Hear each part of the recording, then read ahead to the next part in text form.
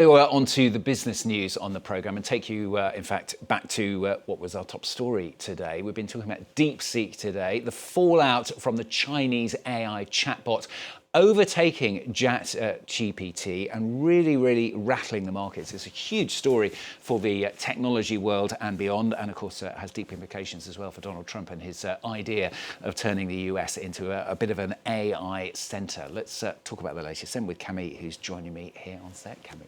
Hi, Stuart. It was certainly a rough day for Wall Street on Monday, particularly for tech stocks that got a serious beating. Nvidia, which is the leading supplier of AI chips, lost almost $600 billion in one day. Now, that's the biggest one-day loss in US history by far. The reason why is that DeepSeek, a Chinese one-year-old startup, shot up to become the most downloaded app in the US, showing it can almost match capabilities of ChatGPT at a fraction of the cost. The company said it only spent $5.6 million to power its AI model. That compares with the hundreds of millions, if not billions, that US companies spend on their own AI technologies.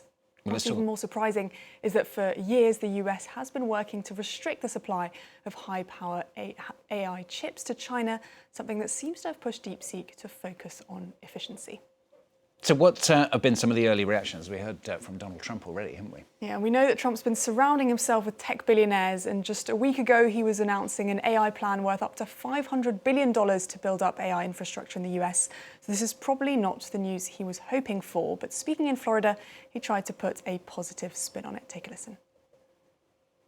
Over the last couple of days, I've been reading about China and some of the companies in China, one in particular, coming up with a faster method of AI and much less expensive method. And that's good because you don't have to spend this much money. I view that as a positive, as an asset. So the release of DeepSeek AI from a Chinese company should be a wake-up call for our industries that we need to be laser focused on competing to win because we have the greatest scientists in the world. Even Chinese leadership told me that. Nvidia also released a statement calling DeepSeek an excellent AI advancement, which shows the usefulness of its chips. After all, DeepSeek's CEO did reportedly buy a stockpile of Nvidia chips before they were banned from export to China, and also used a number of cut-down AI chips specifically designed by Nvidia for the Chinese market. Now, Sam Altman also reacted, posting on X that he was impressed by the model, but that OpenAI would deliver much better ones, acknowledging it was invigorating to have a new competitor. Very carefully chosen words, I suspect. How serious a threat then is DeepSeek to US companies coming? Well, a lot of questions remain at this time, but what is for sure is DeepSeek has raised questions about whether Silicon Valley is overspending on tech advancements in the AI sector. A number of analysts, though, have also pointed to an overreaction from investors. Let's have a listen. I do believe it's a huge overreaction that we're seeing in stocks on this DeepSeek sell-off.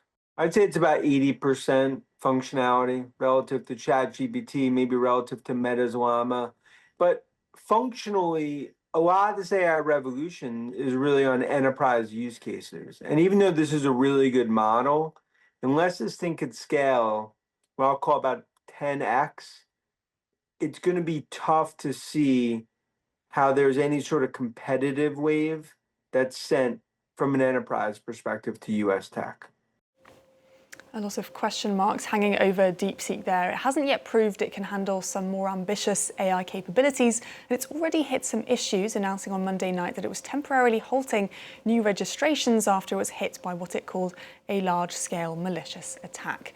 The question of censorship has also come up, and users have noticed the chatbot shies away from political questions.